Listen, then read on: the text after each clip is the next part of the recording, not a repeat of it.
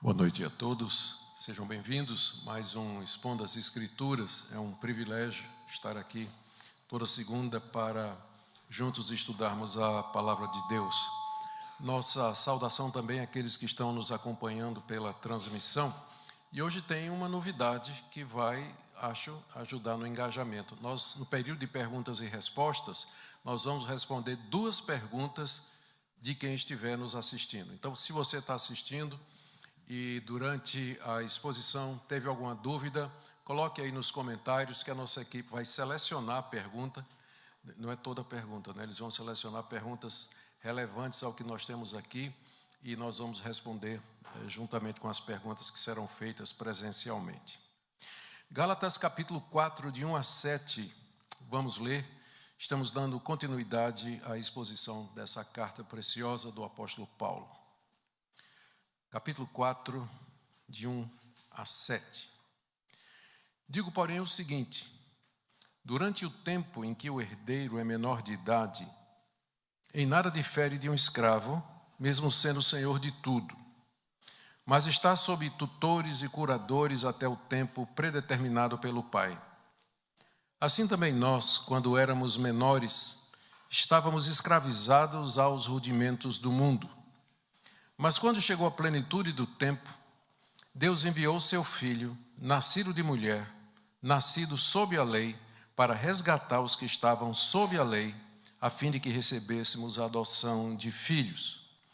E porque vocês são filhos, Deus enviou o Espírito de seu Filho ao nosso coração. E esse Espírito clama: Abba, Pai. Assim você já não é mais escravo, porém filho, e sendo filho também é herdeiro por Deus. Até aqui a leitura da palavra de Deus. Vamos orar mais uma vez. Ó Senhor, Abba, Pai, nós pedimos que o Senhor ilumine o nosso entendimento para entender a palavra que Teu Espírito Santo inspirou. E não somente compreendê-la, mas também entender de que maneira ela se aplica a nós. Fala-nos, ó Deus, pela Tua palavra. Em nome de Jesus. Amém. Queridos, antes de entrar na exposição do texto, eu queria dar um quadro maior, referencial para a exposição que nós estamos fazendo aqui. Nós cremos que Deus fez apenas 2 pactos com o ser humano, na verdade com as pessoas. Primeiro foi o pacto das obras, que foi feito com Adão lá no paraíso, e que era baseado na obediência de Adão. Se Adão obedecesse, ele receberia eternidade. Se ele desobedecesse, ele haveria de morrer, conforme Deus estabeleceu os termos. Adão, debaixo do pacto das obras, quebrou esse pacto. Ele desobedeceu. Deus, então, entra com, não é plano B, já estava tudo dentro dos planos de Deus, é a hora de apresentar o pacto da graça, onde a aliança é feita com os eleitos, aqueles que Deus, na sua misericórdia, amou e separou para si na eternidade, mediante Jesus Cristo. No pacto da graça, o nome já está dizendo, a vida eterna é dada gratuitamente, com base no sacrifício e no sangue derramado pelo mediador, que é Cristo. E esse pacto vigora de Adão até o dia que o Senhor Jesus retornar e esse mundo, como nós o conhecemos, terminar. Esse pacto da graça, isso aqui que é o que pega, muita gente não entende, ele é um só no Antigo e no Novo Testamento. Só que ele é administrado de uma forma antes de Cristo e administrado de outra forma depois de Cristo. Então, antes da vinda de Cristo, que é aquele que foi prometido lá no Jardim do Éden, que viria um descendente da mulher que esmagaria a cabeça da serpente. Então, antes de Cristo vir, a graça de Deus, o pacto da graça, a salvação era administrada debaixo da lei de Moisés, dos sacrifícios, dos sacerdotes, do tabernáculo, a lei civil, a lei cerimonial, enfim, toda essa legislação que Paulo vai chamar de sombras, que a realidade é o que vem em seguida. Depois da vinda de Cristo, esse mesmo pacto, ele é administrado agora com muito mais clareza e simplicidade e intensidade, porque Cristo já veio, já cumpriu as promessas, já obteve aquilo que o Pai havia dito que nós teríamos no Evangelho, e, portanto, é muito mais glorioso do que o pacto, de que a fase anterior. Então, quando Paulo compara a antiga aliança, ou viver debaixo da lei, com a nova aliança, a vida no Espírito, a vida em Cristo, ele está contrastando, na verdade, a maneira de administrar. Porque no Antigo Testamento, antes de Cristo, havia salvação também, e ela era pela graça. Havia luz suficiente no Antigo Testamento para o judeu ser salvo mediante a fé no Messias que haveria de vir. Ele olhava os sacrifícios, ele via o sacerdócio levítico, ele sabia que ele não podia cumprir a lei e ele dependia então da graça de Deus. Só que essa graça era administrada através dos sacrifícios, do sacerdote, do tabernáculo, das festas, da dieta, das leis e tudo mais. Em Cristo essas coisas se cumpriram porque Cristo cumpriu tudo isso por nós. Então a administração na nova aliança é bem mais simples e comparado com a glória da nova aliança, a antiga aliança, que não é a antiga aliança, não é outra, é a mesma, mas celebrada debaixo da lei de Moisés, ela parece menor, ela parece menos gloriosa e assim por diante. Então você precisa ter isso em mente para poder entender por que é que Paulo às vezes fala meio que como se no Antigo Testamento fosse tudo morte, fosse tudo condenação e não tinha salvação. Ele havia sim. O que ele está comparando era a maneira como a salvação era administrada no Antigo Testamento com o que acontece no Novo Testamento. É só assim que a gente vai entender a linguagem dele aqui, quando ele diz que a vida na antiga aliança era como um escravo sujeito aos rudimentos do mundo, um menino de menor que está debaixo de tutores e guias, e a nova aliança é já como filho tomando posse de toda a herança que Deus prometeu para nós. Eu confesso que eu não me lembrava que a carta aos Gálatas era tão complexa. Se eu me lembrasse, eu teria escolhido uma coisinha mais fácil para fazer nas segundas-feiras, né? Mas é extremamente... Parece, porque ela é curta, né? Então parece que é mais simples, por exemplo, do que Romanos. Não é não. Não é não. Então vamos lá. Vamos lembrar o contexto em que ela foi escrita. Ela foi redigida pelo apóstolo Paulo com o objetivo de impedir que os gálatas aderissem à mensagem daqueles pregadores judaizantes. Esses pregadores, eles eram judeus, aparentemente convertidos ao cristianismo, que entendiam que a antiga administração continuava, mesmo depois de Cristo, ou seja, quem cresce em Cristo tinha que se circuncidar, guardar a lei, a dieta religiosa, o calendário sagrado dos judeus e assim por diante. E eles queriam impor tudo isso aos crentes da Galácia, que nem judeus eram, não eram nem judeus, eram gentios, que é o nome que se dá. E Paulo soube que muitos deles, dos Gálatas, já estavam seguindo a pregação desses mestres. E Paulo, então, não podendo estar presente, ele escreve essa carta. Os judaizantes, além de dizer que a salvação era pelas obras da lei de Moisés, como na antiga dispensação, eles também diminuíam o apostolado de Paulo, queriam limitar a autoridade de Paulo, porque eles queriam tomar conta das igrejas, eles queriam assumir aquelas igrejas, como Paulo vai dizer mais no final da carta.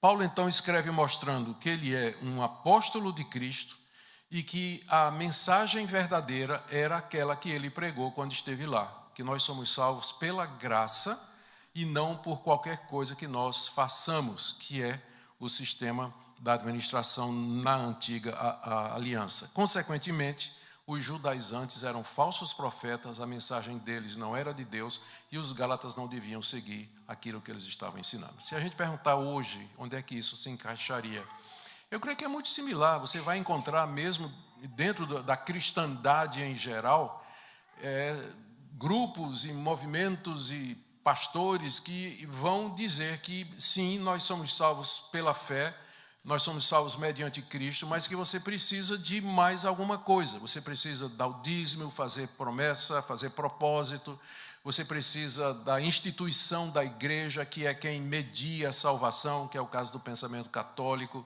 Então, de diversas maneiras e diversas formas, isso continua até o dia de hoje. O que está realmente em jogo são dois sistemas de salvação. Um, que é pelo mérito humano, a realização e o merecimento de cada pessoa, pacto das obras, e o outro, pacto da graça, onde a salvação é uma dádiva de Deus e nós a recebemos pela fé. Então, foi isso que o apóstolo Paulo, esse é o contexto da carta. No capítulo anterior, para quem estava aqui, ou para quem não estava aqui, Paulo escreveu que Deus havia feito uma aliança com Abraão, que é o pai da fé e o pai da nação judaica. E que essa aliança foi feita bem antes da lei de Moisés ser dada, lá nos descendentes de Abraão, no Monte Sinai. E nessa aliança que Deus fez com Abraão, muito tempo antes da lei, Deus deu a promessa a Abraão da terra de um descendente em quem seriam benditas todas as nações da terra. Como isso aconteceu bem antes da lei, a conclusão de Paulo é que as promessas e o perdão de pecados é sem lei, é antes da lei. Abraão foi justificado, recebeu as promessas antes da lei ser dada. Se Abraão foi justificado assim, nós também somos. Somos justificados e recebemos as promessas da mesma maneira que ele. Portanto, a mensagem dos judaizantes é falsa. Nós vimos também que Paulo explicou por que a lei foi dada, para caracterizar as transgressões, para conduzir a Cristo como um guardião. E a consequência, e isso aqui já estou no final do capítulo 3, é que os crentes em Cristo são descendentes de Abraão. E aqui, essa é a deixa para ele entrar aqui com o capítulo 4, de 1 a 7, onde ele fala da nossa filiação divina em Cristo Jesus. O ponto de Paulo vai ser esse aqui. Vocês são filhos de Deus e herdeiros de Deus, não pelas obras da lei, mas pelo fato de que vocês estão em Cristo, pela fé em Cristo Jesus. É isso que nós vamos ver hoje, tá bom? Paulo explica o que é que ele quer dizer com sermos herdeiros de Abraão. São 4 pontos e eu vou passar por eles, tentar explicar da melhor maneira que eu posso, para no final a gente fazer algumas aplicações. Primeiro ponto de Paulo aqui é uma analogia que ele faz, uma comparação que ele faz da nossa situação com o de um herdeiro na sua época, está aí nos versos de 1 a 3. Como era a situação de um herdeiro naquela época? No tempo de Paulo, havia pessoas riquíssimas que tinham fortunas incalculáveis e muitos filhos. E geralmente o mais velho herdava tudo aquilo que o pai tinha.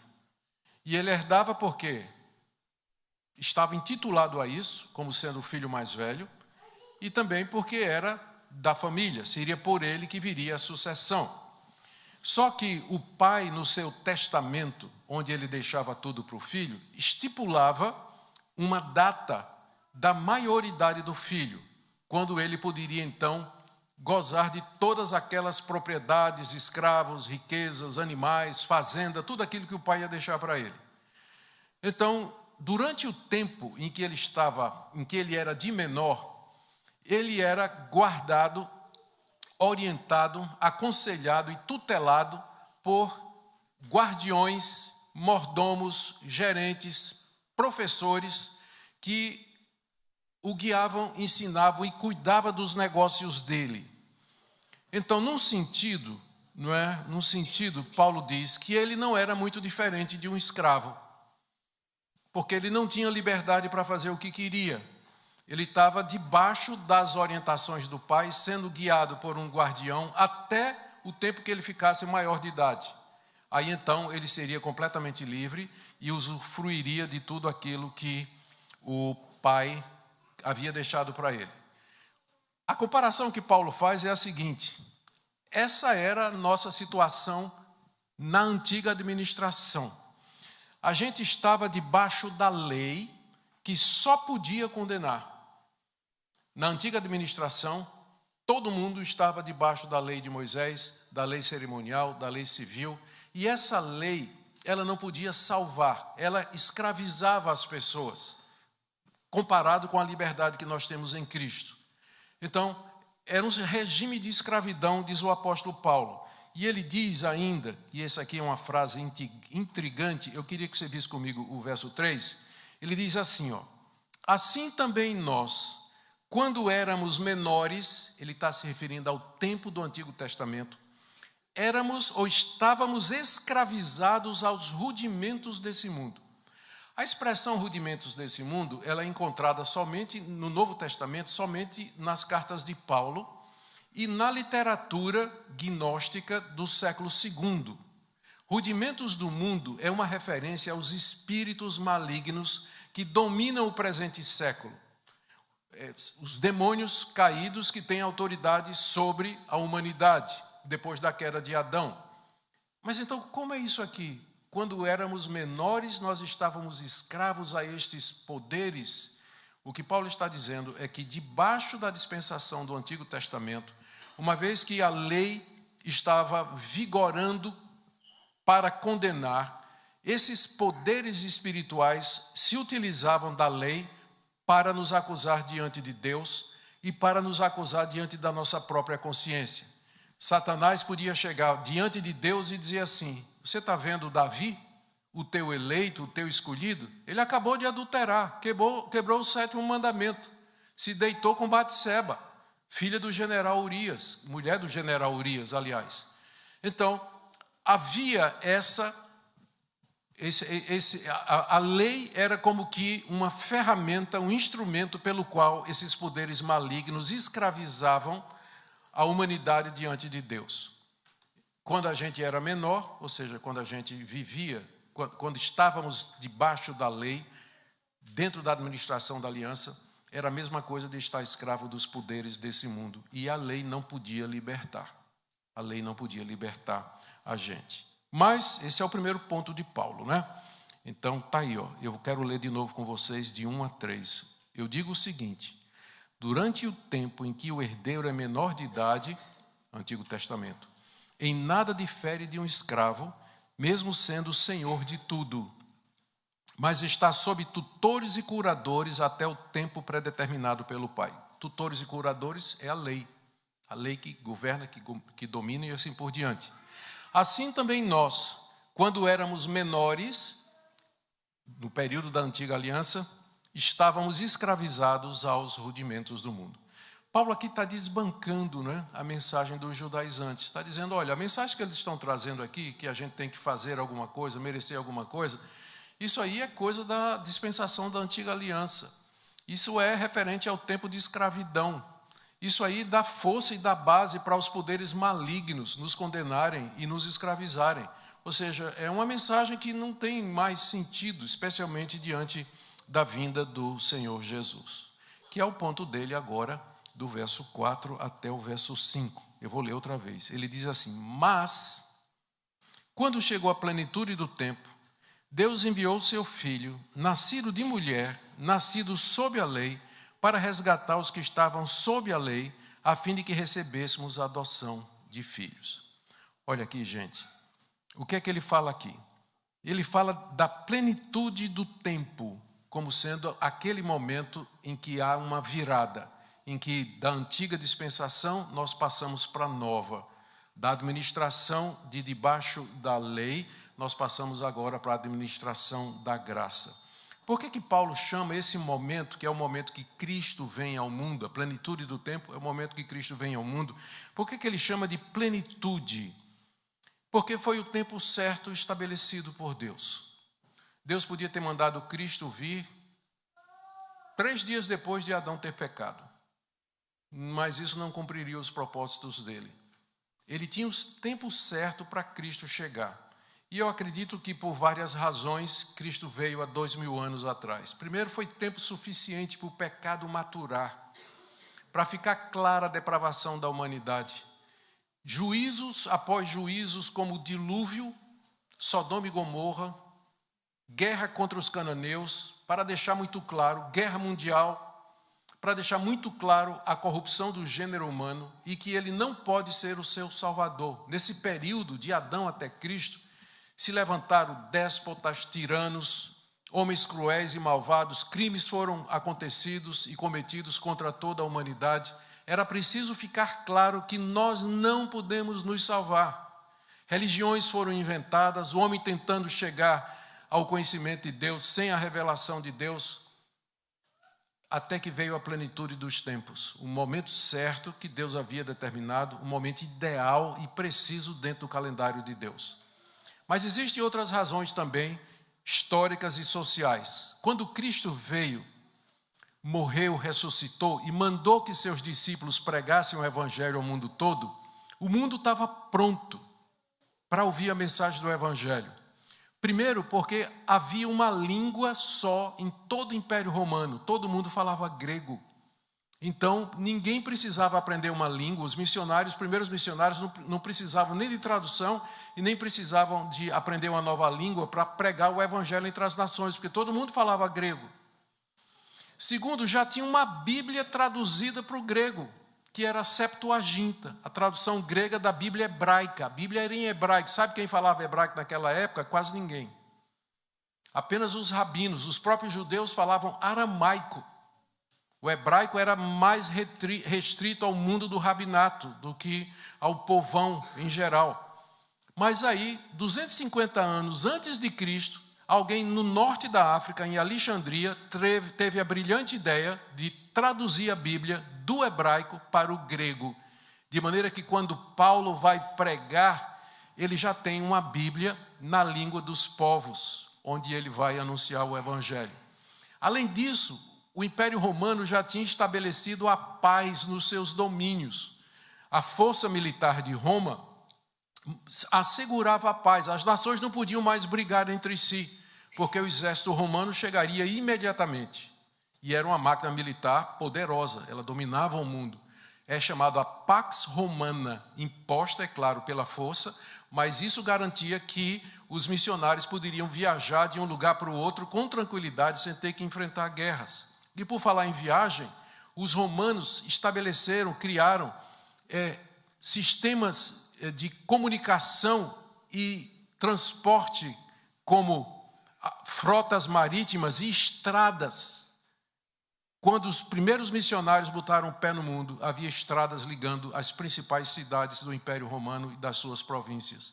E essas estradas eram guardadas pela força militar, portanto, era relativamente seguro para que as pessoas pudessem viajar. E tinha mais uma outra coisa, a diáspora judaica. Judeus que não moravam em Jerusalém, mas que moravam em todas as nações. Por que isso era estratégico? Porque onde eles chegavam, eles abriam uma sinagoga. E por que isso é importante? Porque Paulo era um rabino. Os primeiros missionários podiam ir na sinagoga, pegar a palavra e anunciar Cristo. Eram pontos importantes de pregação. Por isso que a vinda de Cristo, há 2000 anos atrás, por todas essas razões, é chamada de a plenitude do tempo.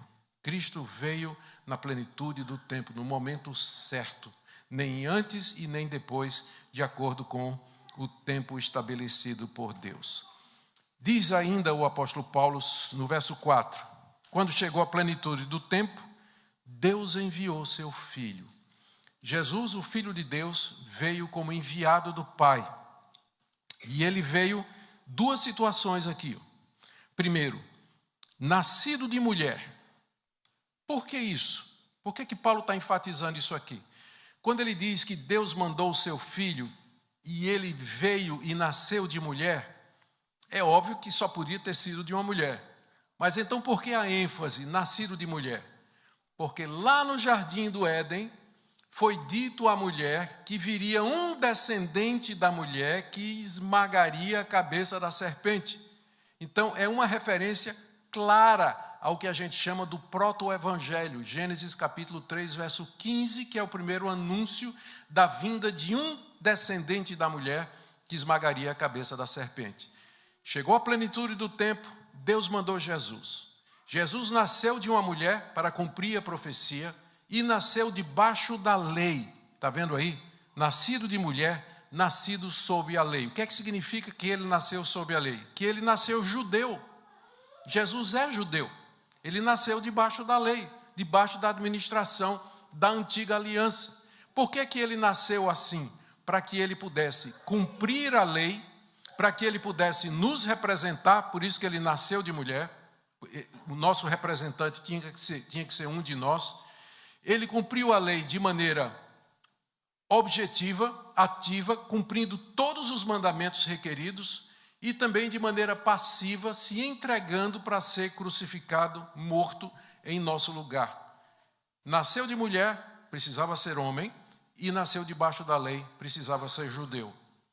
E não somente debaixo da lei não estava somente os judeus, mas todas as nações estavam incluídas aí, porque todos que nascem nesse mundo, eles já nascem debaixo da lei de Deus. E com isso, veja o final do verso 4, no verso 5, o propósito, ele veio para resgatar os que estavam sob a lei do herdeiro, está vendo? Debaixo dos guardiões, a figura foi essa que a gente viu.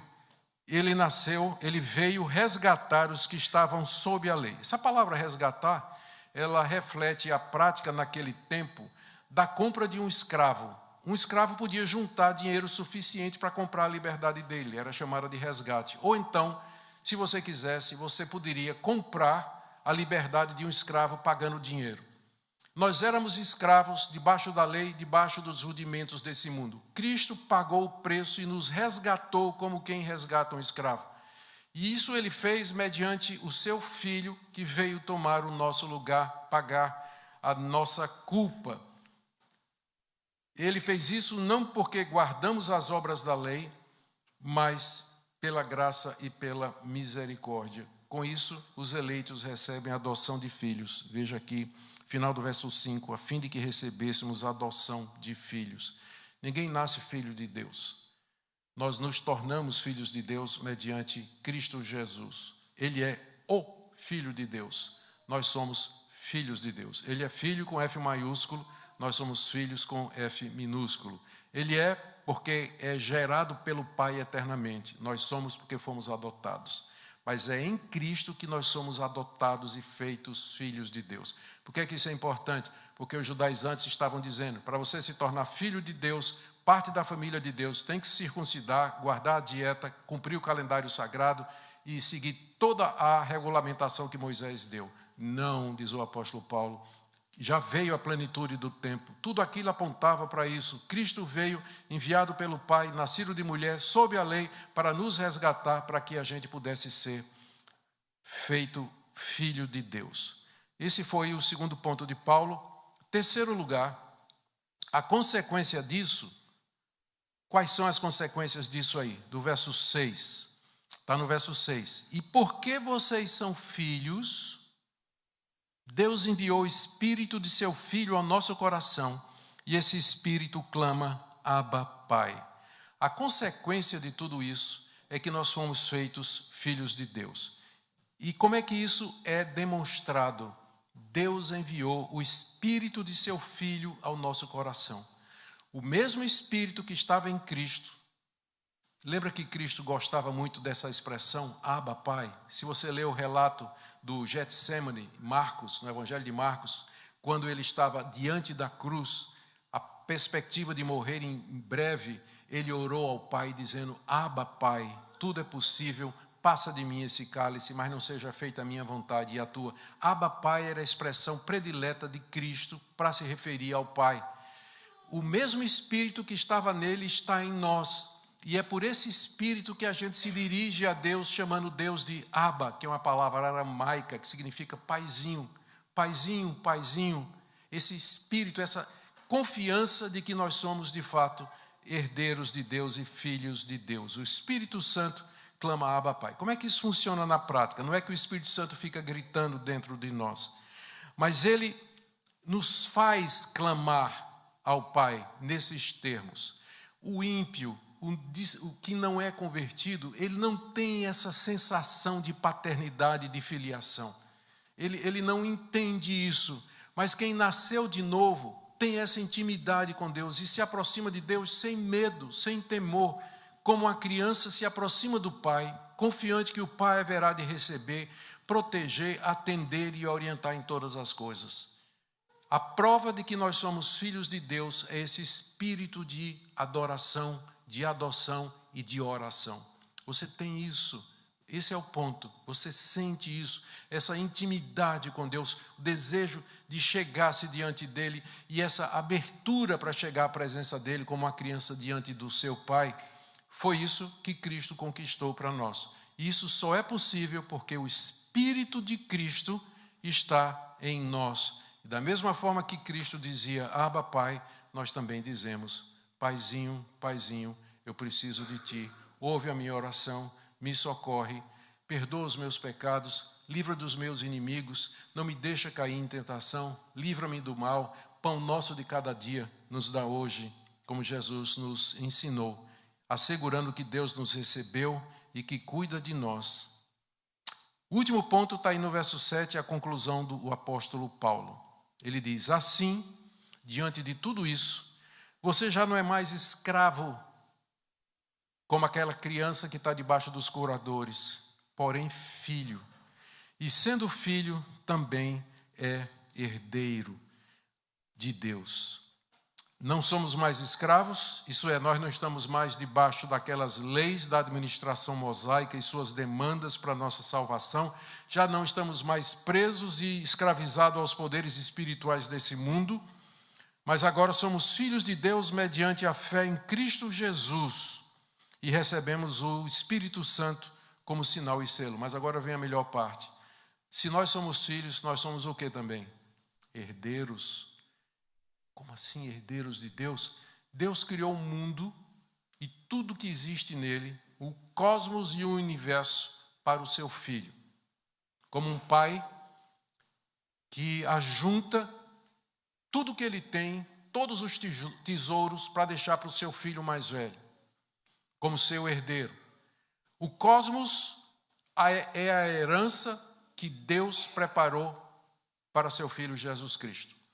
Se nós somos, em Cristo, filhos de Deus, significa que nós somos co-herdeiros e que nós vamos herdar esse mundo bonito, maravilhoso, infinito, por assim dizer, que Deus criou. Nós vamos entrar na posse disso aí. O que a gente tem aqui é fichinha, perto do que Deus preparou para nós. Um mundo novo, restaurado, glorioso, onde não existe pecado, onde coisas extraordinárias que nós nem imaginamos estão preparadas por Deus para nós. Aí a imaginação voa, não é? Será que a gente vai poder se locomover entre as estrelas, visitar os planetas lá no fim da galáxia? Será que vai ter espécies de animais diferentes? Como é que vai ser isso aí? Isso tem instigado, inclusive, a imaginação dos escritores evangélicos, não é? Muitas alegorias têm sido escritas, como, por exemplo, a alegoria de John Bunyan, o Peregrino, que fala muito sobre esse tipo de coisa. E C.S. Lewis, que escreveu as Crônicas de Nárnia, tem livro dele que descreve o mundo vindouro. Então, é alguma coisa que, de fato, provoca a nossa imaginação como vai ser. O que quer que seja e como quer que seja, nós vamos herdar isso que Deus preparou para nós. E, gente, tudo isso traz algumas conclusões. E a primeira e mais importante que Paulo queria que os gálatas soubessem é que a pregação dos judaizantes já tinha passado o prazo de validade. Porque a plenitude do tempo chegou. A mensagem deles era anacrônica, está fora, já não fazia mais sentido, pertencia a um passado que já não pode voltar mais, bem como toda pregação hoje que vai dizer para você, você tem que guardar a lei, você tem que se circuncidar, você tem que fazer esse tipo de coisa. Não vamos nos colocar debaixo de novo de escravidão. Agora eu tenho apenas 7 aplicações, mas eu vou fazer bem rápido porque eu quero tentar guardar o nosso tempo. Primeiro, examine aonde está a sua confiança da vida eterna. Você crê que vai para o céu depois da morte? Em que é que você baseia a sua confiança? Eu tenho uma perguntinha que eu gosto de fazer para as crianças, quando a gente está examinando as crianças para fazer profissão de fé. A pergunta é essa: se você morresse agora, chegasse na porta do céu, batesse lá, Jesus aparecesse e perguntasse a você o que é que você quer, e você dizia assim, eu quero entrar, Jesus ia perguntar, me dê uma razão pela qual eu deveria deixar você entrar. O que é que você responderia? E geralmente, algumas vezes as pessoas dizem, Jesus, eu estou aqui porque eu fiz a tua vontade, eu sou bom, eu mereço. A resposta certa é: o Senhor deveria deixar entrar, porque eu creio no Senhor e no Senhor somente como meu Salvador. A sua esperança é essa daí? Examine o coração. Segunda conclusão: rejeite toda mensagem que acrescente requisitos à fé em Cristo Jesus. As seitas não vão negar que a salvação é através de Cristo, mas elas vão dizer: é Cristo mais alguma coisa, Cristo mais o sábado, Cristo mais o dízimo, Cristo mais os santos, Cristo mais qualquer outra coisa que vier depois de Cristo. Para acrescentar isso aí, tem que ser rejeitado por nós. Terceiro, viva a certeza de salvação fundamentada em Cristo Jesus. Quando você tem convicção de que foi perdoado, foi aceito por Deus, o Espírito Santo em você clama: Abba, Pai. Isso ajuda você a minorar os sofrimentos, as angústias do tempo presente, que você sabe que tudo isso é provisório. Quarto lugar, use a liberdade do Evangelho para servir ao próximo. Não use essa liberdade para viver na prática do pecado, porque foi exatamente daí que Cristo lhe resgatou. Mas use a sua liberdade para abençoar outras pessoas e viver para a glória de Deus. E também encontre conforto em saber que você vai herdar o mundo. Você pode não ter nada hoje, né? Pode não ter nada hoje, mas você é herdeiro do mundo, né? Eu gosto da teologia de caminhão. Sabe o que é a teologia traseira de caminhão? De vez em quando eles colocam, isso no Brasil, né? Eles colocam na traseira do caminhão alguns ditados, como por exemplo: na dúvida não ultrapasse. Isso aí é um negócio maravilhoso que vale para tantas situações da vida. Mas tem uma que eu nunca esqueci, que diz assim: eu não sou o dono do mundo, mas sou filho do dono. É teologia de caminhão, não é? Que expressa essa verdade aí. E a última coisa que eu queria dizer: lembre que Deus tem seu próprio tempo para fazer as coisas. Eu quero pegar a ideia da plenitude do tempo e aplicar à sua vida. Você está ansioso, você está com pressa, você quer que Deus faça alguma coisa, responda a sua oração, pergunta por que Deus está demorando. Ele está esperando a plenitude do tempo. No tempo certo Ele vai responder. E às vezes a demora de Deus é para preparar você para a resposta. Portanto, não desanime, continue e persevere em oração, porque na plenitude do tempo Deus haverá de agir e Ele vai fazer o que é certo. Amém? Vamos ficar em pé um minutinho, vamos orar e em seguida passar para o período de perguntas e respostas. Obrigado, Senhor, porque Tu és sábio, infinitamente gracioso e fazes as coisas de maneira justa e perfeita, sem erro e sem defeito. Nós pedimos, ó Deus, que o Senhor nos ajude a esperar pelo Senhor, que nós não queiramos impor ao Senhor a nossa agenda, o nosso calendário, mas humildemente nos acomodemos àquilo que o Senhor disse que haveria de fazer no tempo do Senhor. Obrigado por Cristo, obrigado que não somos mais escravos, somos filhos, obrigado pelo presentão que é esse mundo que o Senhor preparou para nós. E nos ajuda, Senhor, a viver contentes com o que temos, lembrando que o mundo nos espera. Louvado seja o Teu nome, por amor de Jesus. Amém.